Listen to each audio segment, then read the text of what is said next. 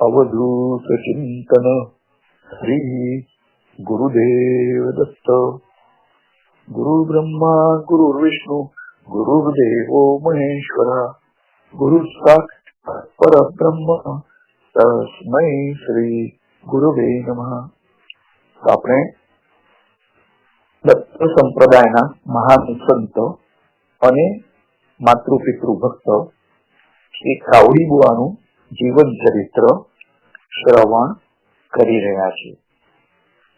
તો કાવડી બુવા એમના પિતાશ્રી અને ગામના લોકો સાથે પંઢરપુર આવ્યા છે અને ત્યાં અષાઢ સુદ 11નો જે મહોત્સવ એક અઠવાડિયાનો હોય છે તો તે ઉત્સવમાં તેઓ સંમિલિત થયા છે। વિઠુ એટલે કે બાળ કાવડી બુવા એ પહેલી જ વખત આ પંઢરપુરમાં આવ્યા છે। હું તો એમના પિતાશ્રી અનંતરાય એ દર વર્ષે આ પંઢરપુરમાં આવતા હતા। અષાઢ મહિનાની 11ના દિવસે વેદ પારાયણ સમાપ્ત થયું છે અને 11ના દિવસે અસંખ્ય ભક્તો પંઢરીનાથના દર્શનાર્થે આવતા હતા। આથી 11 થી પૂનમ સુધીનું પુરાણ કથન વિઠુએ બંધાયું। રોજ રાત્રે ચંદ્રભાગા નદીની રેતીમાં કીર્તનની રમઝટ શરૂ થઈ છે। ઠેર ઠેર વિઠ્ઠલની તારીફ થવા લાગી અને વિઠ્ઠલને મળવા માટે મોટા મોટા પંડિતો પણ આવવા લાગ્યા છે। તો લલિત એટલે કે વિવિધ વેશભૂષાથી પુરાણના પાત્રોનો પરિચય આપવાની જે પદ્ધતિ હોય છે તો તે લલિત અને ગોપાળ કાલા એટલે કે ઉત્સવના સમાપ્તિ રૂપે દહીં પૌવાનો પ્રસાદ કીર્તન સમાપ્તિ પછી ભક્તોમાં વિતરણ કરાતું હોય છે તો તેની જવાબદારી નિમરાજના સમયથી શરૂ કરીને વિઠ્ઠલના કુટુંબની જ હતી। હવે વિઠ્ઠલ તે માટે અધિકારી હતો। તો હજારો ભક્તો હોય તો એમને પણ આ ગોપાળ કાલાનો પ્રસાદ મળે તો એ જવાબદારી આ વિઠ્ઠલની હતી। તો પ્રાસાદિક પિત્તાંબર એટલે કે જે પિત્તાંબર પંઢરીનાથે નિમરાજને આપ્યું હતું એ પિત્તાંબર પહેરીને કમર ઉપર ખેસ બાંધ્યો છે અને કરતાલ અને વીણા હાથમાં લઈ વિઠ્ઠલે કીર્તન શરૂ કર્યું છે। ભક્તોના મુખે હંમેશા નામદેવ કીર્તન કરી પુડે રે બા નાચે પાંડુરંગ નાચે પાંડુરંગ નામદેવ કીર્તન કરી પુડે રે બા નાચે પાંડુરંગ બાબા નાચે પાંડુરંગ। તો જયારે નામદેવ કીર્તન કરતા હતા ત્યારે સ્વયં પંઢરીના તે સાંભળીને આનંદથી ત્યાં નૃત્ય કરતા હતા અને એ બીજા બધા લોકો પણ જોઈ શકતા હતા। તો પાટીલ બુવાએ તેમાં ફેરફાર કરીને સ્વયં સ્ફૂર્તિથી તેઓ ગાવા લાગ્યા કે વિઠ્ઠલ કીર્તન કરી પ્રગટલે પુઢે પાંડુરંગ એટલે કે વિઠ્ઠલ પિંપળગાંવકર એટલે કાવડી બુવા જયારે જયારે કીર્તન કરે છે ત્યારે સ્વયં પંઢરીનાથ તે સાંભળવા પ્રગટ થાય છે। તો વિઠ્ઠલ કીર્તન કરતા કરતા દેહભાન ભૂલી ગયા અને પોતે ભક્ત છે અને ભગવાન સામે છે તે દ્વૈતનો પણ ભ્રંશ થયો અને જાણે કે ભક્ત અને ભગવાન બંને એક જ થઈ ગયા। સોનબા પાટીલ પણ દેહભાન ભૂલ્યા અને તેમની નજરે વિઠ્ઠલમાં પ્રત્યક્ષ પાંડુરંગ તેમને દેખાયા છે। તો ચાલુ કીર્તને સોનબા પાટીલે વિઠ્ઠલને સાષ્ટાંગ દંડવત પ્રણામ કર્યા છે અને ચરણો ઉપર તેમનું મસ્તક મૂક્યું છે. ગાઢ આલિંગન પણ તેમણે આપ્યું છે અને તેમણે જય ઘોષ કર્યો કે માજી વિઠ્ઠલનાથ માઉલી, જ્ઞાનરાજ માઉલી અનંતરાય. તો આ પ્રમાણે વારંવાર જયઘોષ કરવા લાગ્યા છે. ઘણા શ્રોતાઓને કીર્તનમાં આ વિક્ષેપ ગમ્યો નહીં, પરંતુ 90 વર્ષના સોનબા પાટીલે એ તરફ ધ્યાન જ ન આપ્યું. અનંતરાયે તેમને સમજાવીને આલિંગન આપી પોતાની પાસે બેસાડ્યા છે. આમ કીર્તન ઉત્સવ પણ ખૂબ જ ધામધૂમથી ઉજવાયો છે. અનંતરાય અંતઃકરણથી પ્રસન્ન થયા અને તેઓ પાંડુરંગ સમક્ષ ધ્યાનમગ્ન થયા છે અને તેમણે વિનંતી કરી કે આ વિઠ્ઠલ એ બાળક તમારો છે અને સદા એને કૃપાન્વિત રાખજો. તે પછી પંડિત પરિષદ ભરાઈ અને તે વર્ષે મહામહોપાધ્યાય ભટ્ટોજી દીક્ષિત પંડિત પરિષદના અધ્યક્ષ હતા. તો પ્રત્યેક વિષયના પરીક્ષક અલગ હતા. વિઠ્ઠલે પ્રથમ વૈદિકની પરીક્ષા આપી અને તે પછી ભાગવતની પરીક્ષા આપી. પુરાણ કથન તો પરીક્ષકે શ્રવણ કર્યું જ હતું અને વેદાંતનું પ્રતિપાદન ઉત્તમ રીતે વિઠ્ઠલે કર્યું હતું. આથી બાકીના વિષયોથી પરીક્ષા ન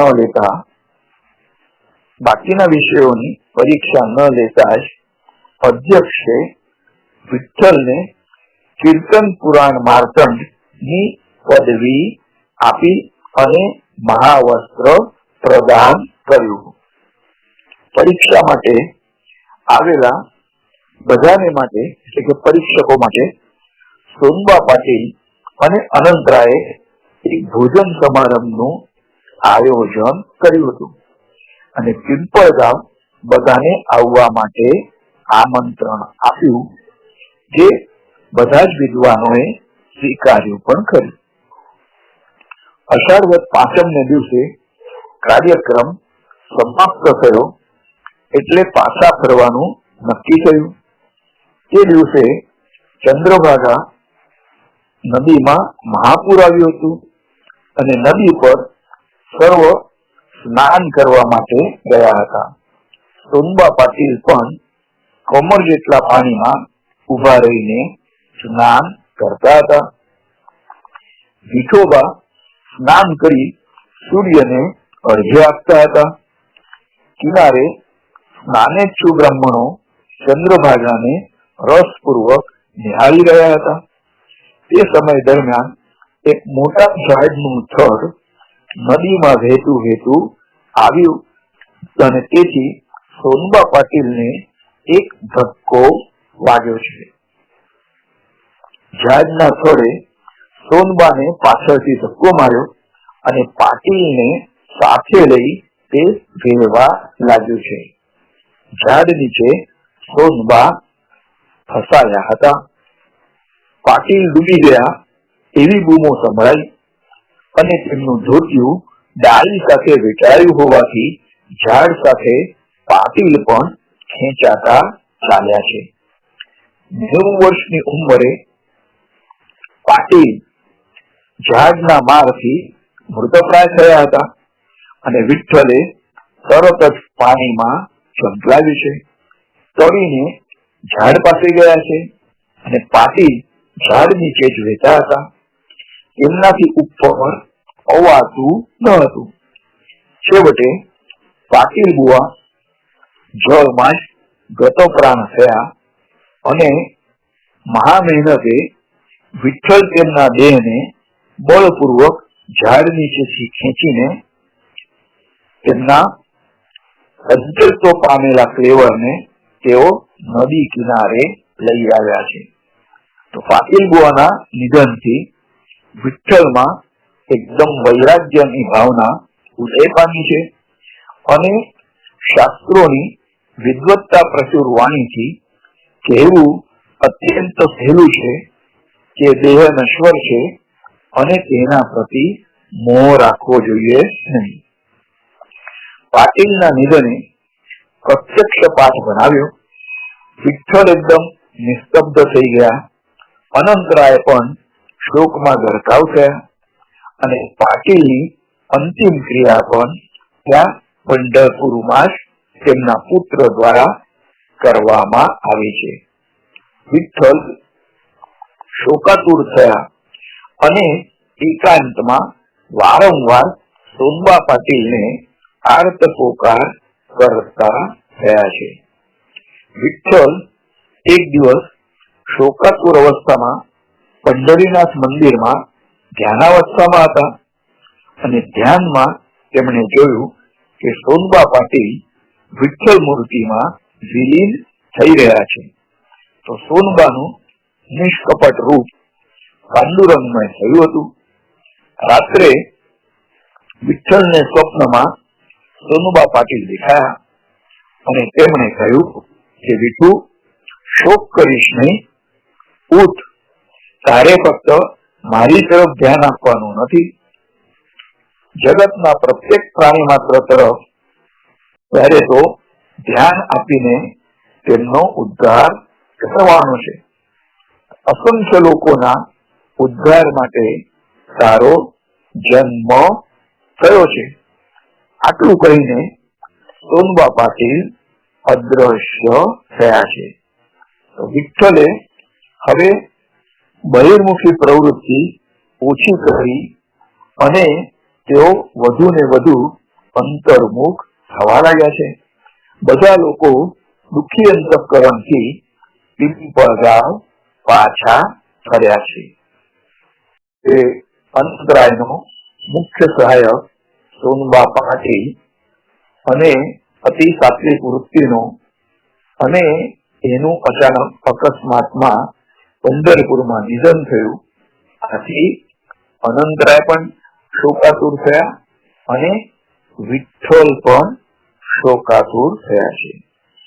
હવે આના પછી ગુરુ દર્શન, તો જે કાવડી બુવાને યોગ શિક્ષામાં માર્ગદર્શન આપવા વાળા ગુરુ છે, તો એમની સાથે મિલન કેવી રીતે થયું તે આપણે શ્રવણ કરીએ. તો પિંપળગાંવમાં વિઠ્ઠલનો નિત્યક્રમ ચાલુ હતો. તેમણે જય જય રઘુવીર સમર્થ આની ગર્જના સાંભળી. તો વિઠ્ઠલ તે સમયે ભગવાન સમક્ષ સ્વાધ્યાય કરતા હતા અને અનંતરાય દેવ પૂજા કરતા હતા. તો વિઠ્ઠલ ગર્જના સાંભળી બહાર આવ્યા. એક તેજસ્વી જટાધારી દાઢી મંડિત પ્રૌઢ તપસ્વી ઘર સામે ઉભા હતા. આદર સાથે તે રામદાસી સાધુને વિઠ્ઠલ ઘરમાં લઈ આવ્યા છે અને પૂજા ઘરમાં તેમને આસન આપવામાં આવ્યું છે. વિઠ્ઠલે તેમને પૂછ્યું કે આપ ક્યાંથી પધાર્યા? તો સાધુએ કહ્યું કે સજ્જન ઘરથી આવું છું અને કર્ણોપકર્ણ સાંભળ્યું છે કે ભક્ત શિરોમણી નિંદરાજના વંશમાં સ્વયં પંઢરીનાથે અવતાર લીધો છે, તો તેના દર્શન કરવા અહીં મારું આગમન થયું છે.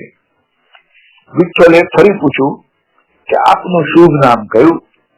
તો સાધુ બોલ્યા કે આ દેહને લોકો ચંડીરામ નામથી ઓળખે છે અને હાલમાં હું સજ્જનગઢમાં રહું છું. પૂર્વે ખેડે નામના ગામમાં હતો અને હવે ત્યાં જ જાઉં છું. સાધુએ આ પ્રમાણે વિઠ્ઠલને જવાબ આપ્યો છે. તો વિઠ્ઠલે પૂછ્યું કે ભીમા નદીના કિનારે છે એ જ ખેડે ને? તો સાધુએ હકારમાં ડોક હલાવીને હા કહ્યું છે. વિઠ્ઠલે જિજ્ઞાસાવશ નમ્રતાથી પૂછ્યું કે આપ યોગ સાધનાથી પરિચિત થશો નહીં? તો સાધુએ કહ્યું કે થોડું ઘણું જાણું છું. તો જેઓ યોગ પારંગત હોય છે, યોગના જાણકાર હોય છે, તેઓ પણ અતિ નમ્ર હોય છે અને કદી એવું બતાવતા નથી કે તેઓ યોગમાં પારંગત છે. વિઠ્ઠલે તેમને પૂછ્યું કે મારે યોગમાં પ્રવેશ મેળવવો છે તો આપનો અનુગ્રહ થશે? તો સાધુએ કહ્યું કે પ્રયત્નથી સર્વ કાર્ય શક્ય છે. તે સાધુ ચંડીરામે એ દિવસે ત્યાં જ મુકામ કર્યો અને તેમણે વિઠ્ઠલની આંતરબાહ્ય ચકાસણી કરી છે. તો વિઠ્ઠલ વિદ્યા સંપન્ન તો છે જ, યોગ સાધના સિવાય તેનો જન્મ અધૂરો જ રહેશે. તો કર્મ બંધનોમાં જકડાયેલા જીવને શિવ બનવું હોય તો યોગ સાધના સિવાય બીજો કોઈ પણ ઉપાય નથી. ચંડીરામને વિઠ્ઠલ વિશે સમર્થ રામદાસનો દ્રષ્ટાંત થયો હતો અને તે દ્રષ્ટાંત અનુસાર તેઓ અહીં તપાસ કરવા આવ્યા હતા. તો તે દ્રષ્ટાંત એકદમ સત્ય હતો અને ચંડીરામે બીજા દિવસે જતા જતા કહ્યું કે મઠમાં અવારનવાર આવતો રહેજે, તારી ઈચ્છા પૂર્ણ થશે. તો આ પ્રમાણે આશીર્વાદ આપી કે અનંતરાયને મળીને યોગી ચંડીરામ ખેડે ગામ ગયા છે. તો ઉપાસના પદ્ધતિમાં જે પૂર્ણત્વ આવતું હોય છે તો એ પૂર્ણત્વ યોગ સાધનાથી જ શક્ય બને છે. તો આવા યોગ માર્ગદર્શક કાવડી બુવાને મળ્યા, જેમનું નામ ચંડીરામ હતું અને એમની દીક્ષા લઈને વિઠ્ઠલે ખૂબ જ પ્રગતિ કરી અને તેના થકી જેટલી પણ સિદ્ધિઓ તેમણે મેળવી તો એ સિદ્ધિઓનો ઉપયોગ તેમણે લોકોપયોગી કાર્યોમાં કરે છે. તો આ પ્રવચનમાં અત્યારે આટલું જ અને એના પછી તેમના જીવનમાં બીજા કેવા કેવા પ્રસંગો બન્યા તે આપણે આવતા પ્રવચનમાં શ્રવણ કરીશું. અવધૂત ચિંતન શ્રી ગુરુદેવ દત્ત. કાવડી બુવાનો જય જયકાર કરજો.